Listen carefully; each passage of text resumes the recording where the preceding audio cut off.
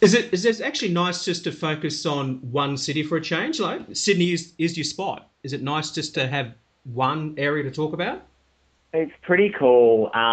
It's one thing that we have missed for the last 2 years is being able to just talk, a bit more directly and, not having to be like, oh, I was at the body. Generic beach. Yeah, I was at the body of water near the city the other day, and I was walking down the big road, or even like I was on public transport the other day because there's no trams in Perth. Yeah. So that's It is cool. cool. It's nice to be able to wake up a city, When you do brekkie, the cool thing is that your audience builds as the minutes tick by, and that's such an exciting thing to be a part of. Yeah. So it is cool. It's nice, and it's great that it's Sydney too. It's a bloody awesome city. Yeah. Now, you must have long days because I was thinking you've got Today Breakfast, then you've got the Network Drive, bits and pieces that happen across the rest of the stations, and other stuff like Planet Vivo. How the hell do you fit this all in? Well, we just don't sleep. Yeah, and I'll let you in on a tiny secret. Sometimes in the radio industry, what we do is we'll record something so that it can play out later, right? It's a little trick that radio stations are doing all the time. Shit, never knew that. Yeah. Yeah, I know. It's a flaw. If you think, maybe Blair, don't print that one. Yeah. We work our asses off. Like we are just constantly trying to think up things that we can do.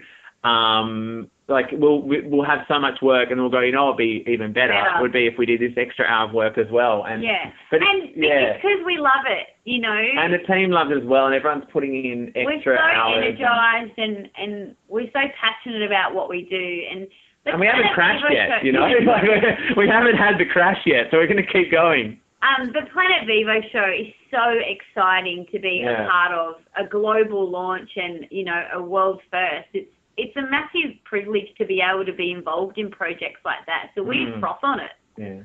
Very That's nice. my Friday frothy this week, actually. Yeah. Who are some of your influences on your career, mentors and stuff like that? I think for me, definitely Hamish and Andy have been a huge influence when I was a kid.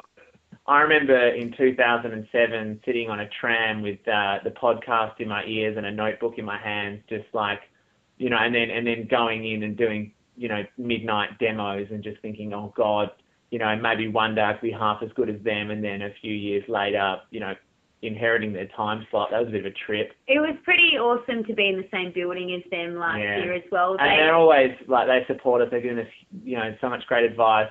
So they'll be on our show, we'll be on theirs. That's a real thrill. Yeah.